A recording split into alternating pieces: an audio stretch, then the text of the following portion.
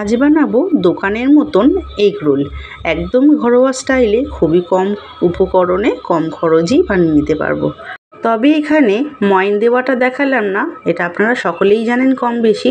আমি এখানে ময়ন দিয়ে ভালো করে মাখিয়ে প্রত্যেকটি লেচি কেটে ভালো করে লেচি কেটে গোল গোল শেপ দিয়ে নিয়েছি। এরপর একে একে লেচি নিয়ে তেলের সাহায্যে বেলে নিতে হবে। অনেকেই আছেন ময়দা দিয়েও বেলেন, আমি এখানে পুরোটাই প্রত্যেকটা লেচি আমি তেলের সাহায্যে বেলে নিয়েছি। তবে আপনারা এখানে লেচি সাইজ অনুসারে ছোট বড় করে বেলে নিতে পারেন। আমি এখানে খুব বেশি বড় করব না, যাতে মোটা ভাব থাকে, একটু ছোট করেই বেলে নেব। আমার আজকের এই ভিডিওটি যদি ভালো লেগে থাকে তাহলে লাইক, শেয়ার ও কমেন্ট করবেন। প্রত্যেকটি লেচি আমার খুব ভালো করে বেলে একটি পাত্রে আমি রেডি করে নিয়েছি। এরপর গ্যাসে একটি চাটু বসিয়ে তাতে তেল গরম করে একে একে রোলগুলো এপিঠ ওপিঠ করে ভেজে নেব। যতক্ষণ এক পিঠ ভাজা হবে অন্যদিকে আমি একটি পাত্রের মধ্যে ডিম ফেটিয়ে রেডি করে নিয়েছি। এক পিঠ ভালো করে ভাজা হয়ে গেলে খুন্তির সাহায্যে উল্টে দিয়ে ফেটিয়ে রাখা ডিম তার ওপর দিয়ে আবারও উল্টে পাল্টে ভেজে তুলে নেব। তবে এটা যেহেতু ঘরোয়া রেসিপি, তাই আমি এখানে তেলের পরিমাণটা কিন্তু কম ইউজ করেছি। আপনারা যদি তেলের পরিমাণটা বেশি দিতে চান তাহলে দিতে পারেন।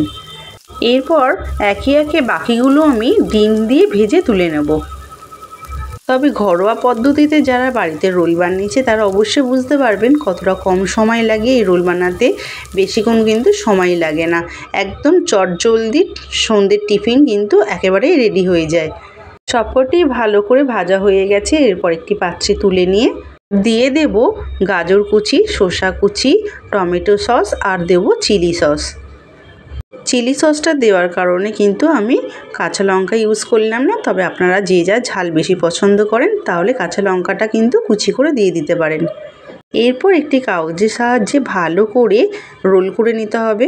এখানে আমার কাগজটা একটু শর্ট পড়ে গেছিলো বলে আবার একটি কাগজ নিয়ে খুব ভালো করে আমি রোল করে নিয়েছি। দেখলেন তো তাহলে কতটা সময় কম লাগে এই রোল বানাতে। ঘরোয়া পদ্ধতিতে একেবারে হেলদি খাবার কিন্তু বানিয়ে নিতে পারেন। ঘরে যদি বাচ্চা থেকে বুড়ো সবার জন্য কিন্তু এই রেসিপিটি চটজলদি বানিয়ে নিতে পারেন। এরকম রেসিপি থাকলে সন্ধ্যের জলখাবার কিন্তু একেবারেই মন্দ হয় না।